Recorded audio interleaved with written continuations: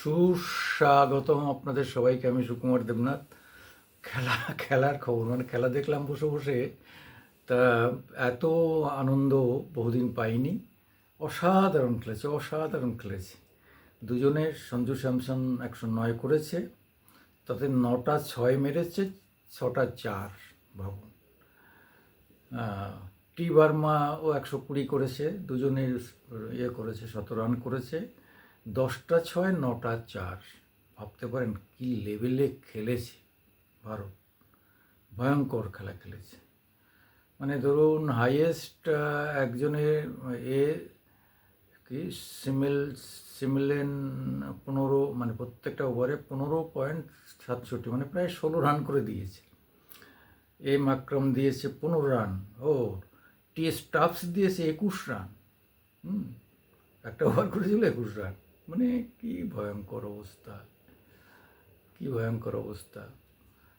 South আফ্রিকায় মানে কেউ না। প্রথম এই উইকেট 1 রানে রিকেলটন, দ্বিতীয় হেনড্রিক্স 2 রানে। মানে প্রথমটা হার্দিক পান্ডিয়া নিল না, হার্দিক পান্ডিয়া তো পরে নিল। হেনড্রিক্স এবং ম্যাক্রামকে নিল অর্শদীপ সিং, তারপরেই রিকেলটনকে নিল হার্দিক পান্ডিয়া, তারপরে বিষ্ণই একটা, সবাই একটা করে পেয়েছে। ডেভিড মিলার কিছুটা চেষ্টা করেছিলেন, কিন্তু বরুণ চক্রবর্তী তাকে আউট করে দিয়েছে। এইরকম ম্যাসিভ খেলা মানে দেখিনি। 136 রানে জিতেছে। আরও এরা চেষ্টা করলে আরও বেশি রানের ডিফারেন্সে জিততে পারত। যাই হোক, মানে টি-20তে 136 রানে যেটা মানে সাংঘাতিক ব্যাপার। যদিও এর থেকে বেশি রানেও জিতেছে, কিন্তু টোটাল রানটা তো মানে 283, এটাও তো একটা বিরাট ব্যাপার। হ্যাঁ, এবং পরপর করলো, মানে ওয়ার্ল্ড রেকর্ড করলো। যে পরপর টেস্টে একটু টি-20তে 200-র উপর রান করা, প্রায় 300-র কাছে গিয়ে রান করা, এটাই ভারত এখন 1 নম্বরে।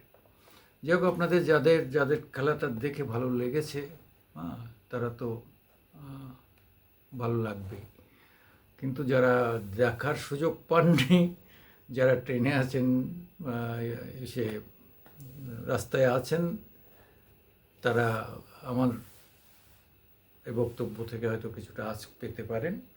তবে সত্যিই খেলা দেখার মতো খেলা হয়েছে, অসাধারণ খেলা হয়েছে। আমি সুকুমার দেবনাথ, আমার মামাটি মানুষ ইউটিউব নিয়ে আপনাদের সামনে আসে। একটু দয়া করে লাইক দেবেন, শেয়ার করবেন এবং সাবস্ক্রাইব করবেন।